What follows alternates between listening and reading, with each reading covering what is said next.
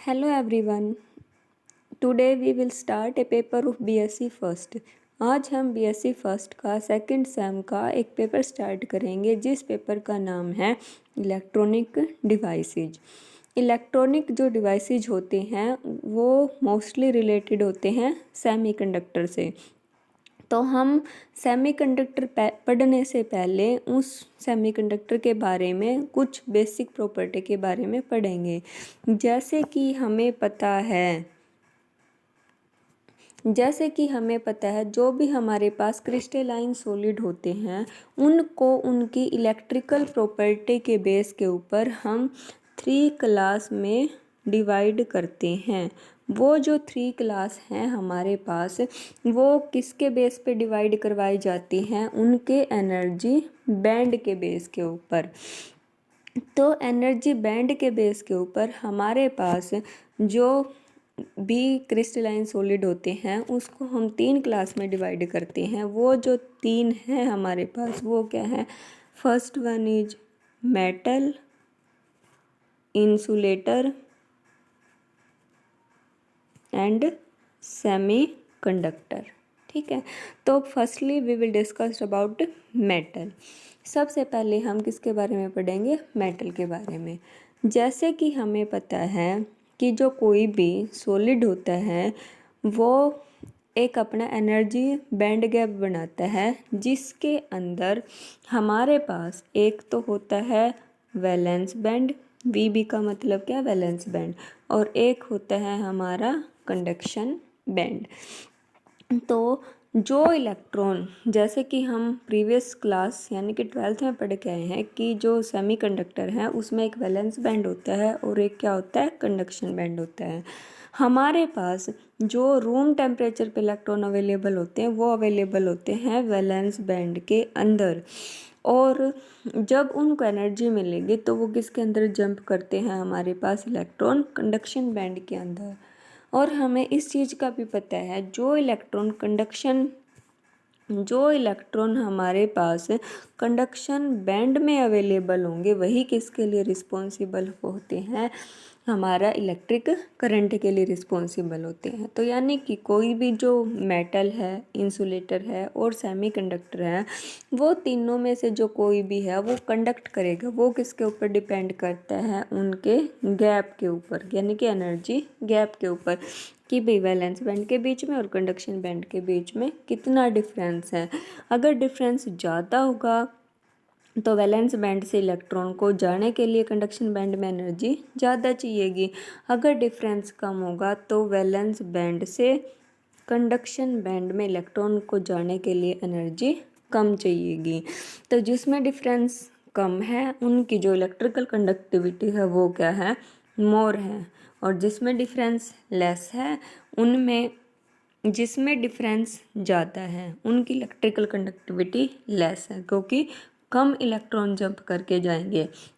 और जिनमें डिफरेंस क्या है? हमारे पास ज़्यादा है, उनकी इलेक्ट्रिकल कंडक्टिविटी क्या है? कम है। तो सबसे पहले हम किसके बारे में पढ़ते हैं? मेटल के बारे में। जैसे कि हमें सबको पता है कि जो मेटल होती हैं वो गुड कंडक्टर होती हैं इलेक्ट्रिसिटी की। तो जो मेटल के जो एनर्जी बैंड स्ट्रक्चर है वो कैसे होती है? मेटल के एनर्जी बैंड स्ट्रक्चर में जैसे देखो यहाँ पे ये है हमारा वैलेंस बैंड। वैलेंस बैंड में कौन प्रेजेंट है? इलेक्ट्रॉन प्रेजेंट है। एक तो हमारे पास ये सिचुएशन हो सकती है जस्ट, और ये जो लेवल है वो क्या है? सबसे हाईएस्ट। यहाँ पे जो इलेक्ट्रॉन बैठे हैं ना इस लेवल में वो क्या है? हाईएस्ट एनर्जी इलेक्ट्रॉन है। और जस्ट इस वैलेंस बैंड के ऊपर से कौन स्टार्ट हो जाता है? Conduction band. तो यहाँ देखो वैलेंस बैंड और कंडक्शन बैंड आपस में क्या कर रहे हैं? ओवरलैप कर रहे हैं। यानी कि जो यहाँ इस हाईएस्ट लेवल के ऊपर जो इलेक्ट्रॉन बैठे हैं वो बिल्कुल कम एनर्जी लेके कहाँ जा सकते हैं? कंडक्शन बैंड में जा सकते हैं। और ये जो फिनोमिना है वो किसके ऊपर भी हो सकता है? एट रूम टेम्परेचर के ऊपर भी ये जो फिनोमिना है वो हमारा पॉसिबल हो सकता है। तो और जो दूसरी सिचुएशन है वो क्या हो सकती है हमारे पास? जो हमारे पास दूसरी सिचुएशन है वो ये हो सकती है कि ये जैसे ये हमारा क्या है, वैलेंस बैंड है, और इसी के अंदर जो कंडक्शन बैंड है ना वो इन दोनों के अंदर क्या करता है, ओवरलैप करता है। मतलब यहाँ से यहाँ तक तो जो है वो है हमारा वैलेंस बैंड, और यहाँ से यानी कि इस लेवल से जो हमारा स्टार्ट होता है वो कंडक्शन बैंड। हम ये बोल सकते हैं कि जो हमारा वैलेंस बैंड है और कंडक्शन बैंड है वो दोनों क्या कर रहे हैं, ओवरलैप कर रहे हैं। मतलब ये हुआ कि जो इलेक्ट्रॉन वैलेंस बैंड में प्रेजेंट हैं वो ऑलरेडी किस में प्रेजेंट है, कंडक्शन बैंड में प्रेजेंट है। और हमें पता है कि जो इलेक्ट्रॉन कंडक्शन बैंड में प्रेजेंट होते हैं वो किसके लिए रिस्पॉन्सिबल होते हैं, इलेक्ट्रिक करंट के लिए। तो इस रीजन की वजह से जो मेटल है वो किसकी तरह बिहेव करती हैं, एज ए गुड कंडक्टर की तरह हमारे पास बिहेव करती हैं। इसके बाद क्या है, देखो जैसे हमने यहाँ पे the highest energy level in the conduction band, जो कंडक्शन बैंड है उस कंडक्शन बैंड में जो हाईएस्ट एनर्जी लेवल होता है at room temperature, electron at किसके ऊपर होता है, वो एब्सोल्यूट जीरो यानी कि 0 केल्विन के ऊपर जो ये हाईएस्ट लेवल है जहाँ पे इलेक्ट्रॉन प्रेजेंट है उस लेवल को हम बोलते हैं फर्मी लेवल। और वहाँ पे जो इलेक्ट्रॉन प्रेजेंट होंगे उनको, वहाँ जो इलेक्ट्रॉन की एनर्जी होती है उस एनर्जी को क्या बोला जाता है, फर्मी एनर्जी।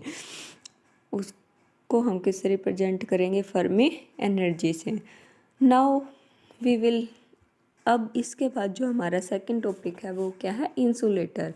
जैसे कि हमें पता है जो इंसुलेटर होते हैं वो पुअर कंडक्टर होते हैं इलेक्ट्रिसिटी के। तो पुअर कंडक्टर का मतलब क्या हुआ कि भाई जो वैलेंस बैंड से इलेक्ट्रॉन है वो जा नहीं सकते कंडक्शन बैंड में।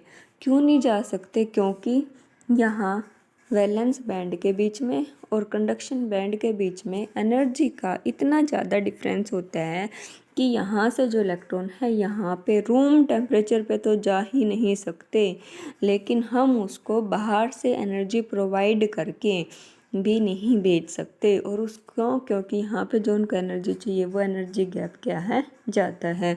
यह जो एनर्जी गैप होता है वो डायमंड के लिए होता है 6 इलेक्ट्रॉन वोल्ट, ठीक है।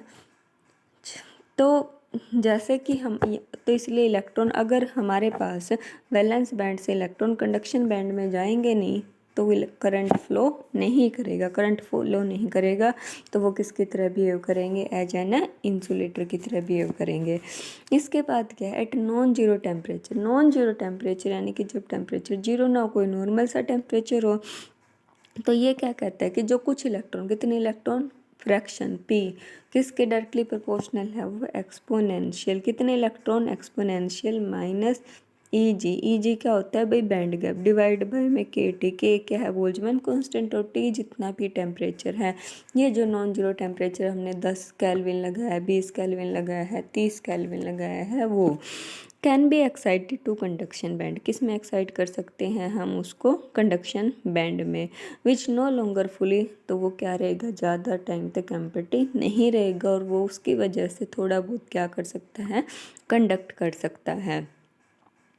नाउ एक क्वेश्चन अराइज, जैसे कि हमने क्या बोला, जैसे हमने पढ़ा हमारे पास होता है कार्बन, कार्बन के हमारे पास एलोट्रोप्स होते हैं, कार्बन है, कार्बन का एक तो होता है ग्रेफाइट,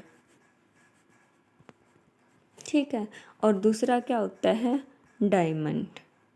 तो जैसे कि हमने यहाँ बोला जो डायमंड है, डायमंड का जो मतलब बैंड गैप है वो कितना है, 6 इलेक्ट्रॉन वोल्ट। तो उसकी वजह से जो डायमंड है, डायमंड किसकी तरह बिहेव करता है, एज एन इंसुलेटर। बट जो ग्रेफाइट है